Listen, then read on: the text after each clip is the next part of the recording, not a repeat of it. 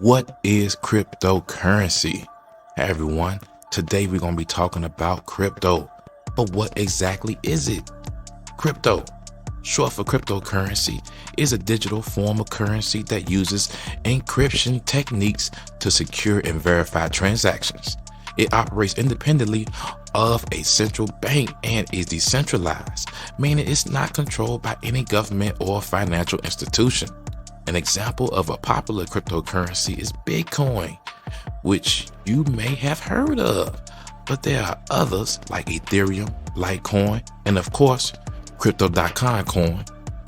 So why should you care about crypto? Well, for one, it provides more financial freedom and control for the individual. Plus, it allows for fast and secure transactions without the need for intermediaries.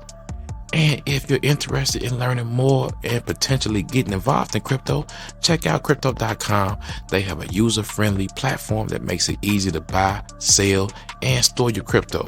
Just click the link in the description and start exploring your world of crypto and take control of your financial freedom. Hit that subscribe button. Be blessed.